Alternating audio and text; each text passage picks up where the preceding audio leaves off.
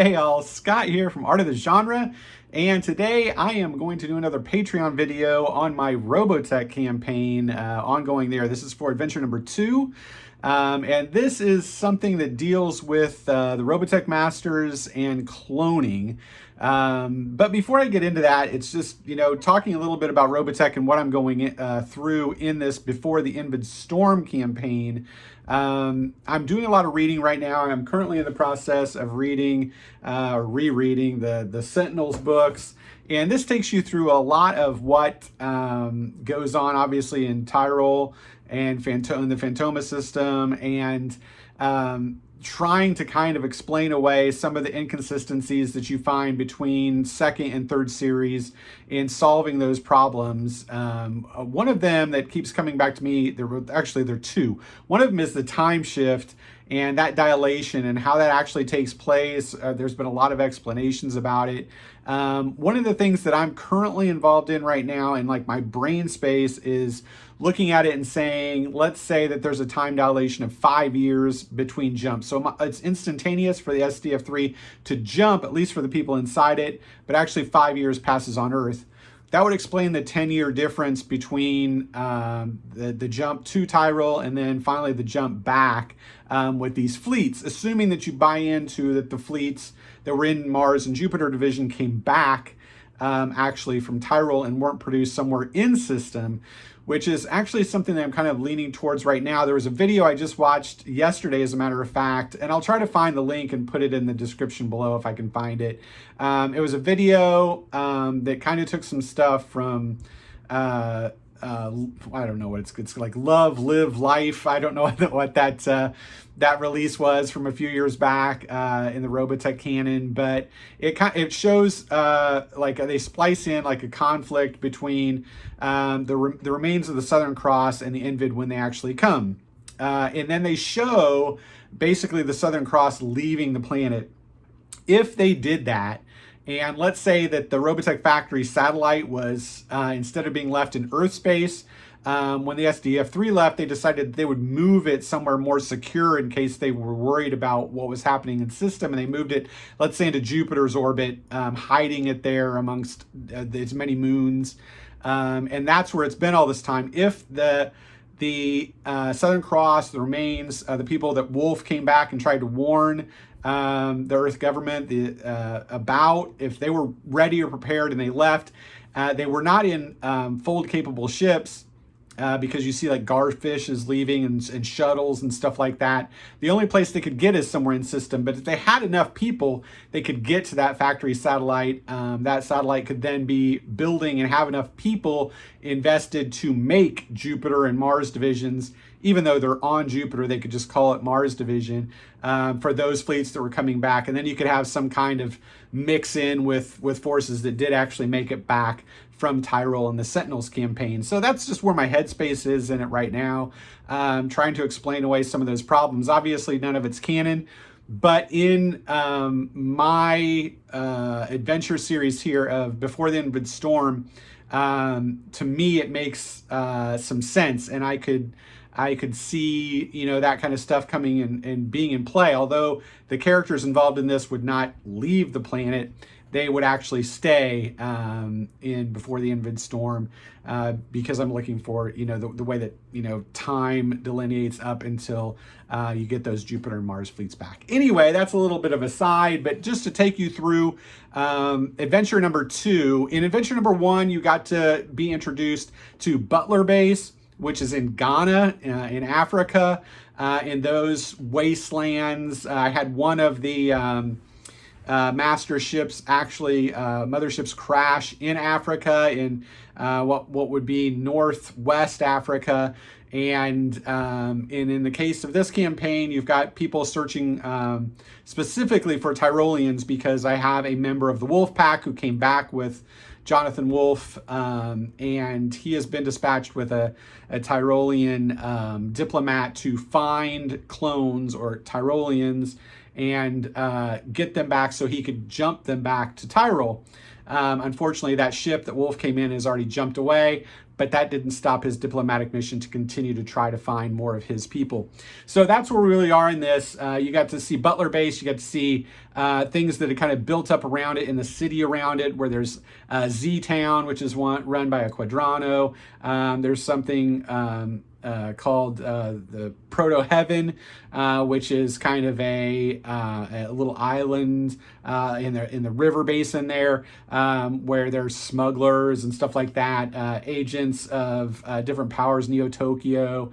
And anyway, you get into a lot of that in that first adventure, kind of get involved in, taking on various powers that are in play there, the EBSIS gangs, and stuff like that. And in adventure number 2, you've finally gotten yourself a little bit of intel on the whereabouts of the various Tyrolean agents. And one of the things that they're looking for specifically would be mistresses of the Cosmic Harp, because 3 of them were supposedly came into Ghana, but they've been broken apart and they don't know where they are at this particular time. So they're out looking for those. They get some information that indicates there's a facility where a Tyrolean has been taken. They're not sure what it is. It lies to the south of Butler Base. They have to take a vehicle out there. And it ends up being actually not one of the mistresses, but a clone master who's working for corporate interests there. And the corporate interests are looking to create clones of themselves to give immortality, kind of like the masters, while the clone master himself is working on his own little secret thing, which is to imbue Tyroleans with human memory. Because what has happened, and this is something that you find in the McKinney book, Before the Invid Storm, that Tyroleans, once they're here, they begin to die or waste away for some reason, maybe because they're not under the direct control of the masters. Maybe something changes in their diet, or not being close to the protoculture that was left on the motherships. Whatever that case may be, it's never really fully explained, but you do have the ability to extrapolate from that, and they do waste away. So what this clone master is looking to do is find a way to instill human memory into these clones, therefore breaking that contact with the masters themselves and giving them enough original thought, even though it's not original because they're stealing it from humans, but giving them some kind of tether to Earth, where they can function well enough that they don't just die. And that's what this clone master is looking to do. He is evil in this scenario, though, and he will try to take on the ambassador and use his genetics, because he's pure Tyrolean instead of being a clone, because he's actually from Tyrol or Thuringia, the capital there in the Phantoma system. So you're going to get involved in that. The scenario revolves around a really cool map that I found on the Patreon for Miska's Maps, which I support, and it's got these really cool creches or cloning chambers, I think, in it. Take a look.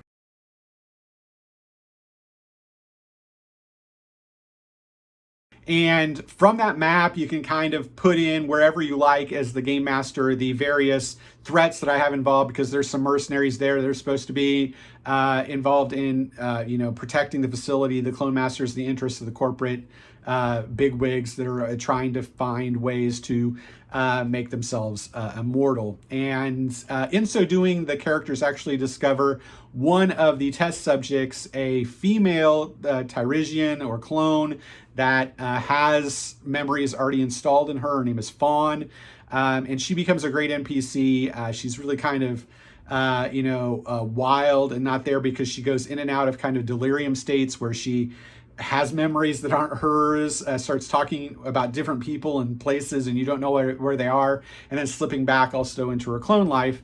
And she's a great NPC to bind into this with the ambassador, as well as he tries to protect her. But he does note that she does not have this wasting problem that has been talked about to this point. So that is adventure number 2.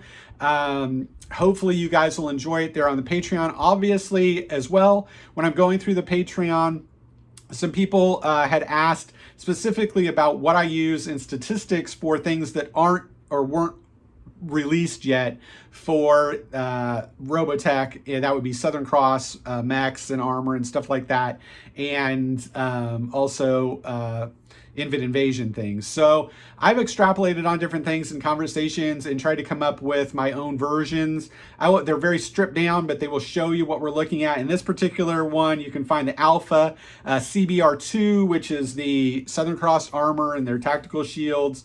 I've also put in a Gallon H90 and the Logan. So you can find all those statistics that I've done, and use them if you like. But they'll give you a starting point for your campaign. And when I run these things, I always try to be very cinematic. So you'll see that various the combats and the mechas and stuff will reflect that in their overall toughnesses and armor and stuff like that. Although this particular campaign doesn't really have any call for, or this adventure doesn't have any call for mechs or anything like that. Most of the stuff that I do just is small unit tactics and stuff like that. So anyway, that is adventure number 2. Hope you enjoyed it. If you have any comments concerning your thoughts on what the timelines, the time dilations, Tyrol to Earth, or where Mars and Jupiter division came from, put them in the comments below. I'd like to hear your thoughts. Obviously, it's always something that I try to incorporate into my campaigns if I get any kind of good thoughts on that. Otherwise, thanks for listening today, and as always, great gaming.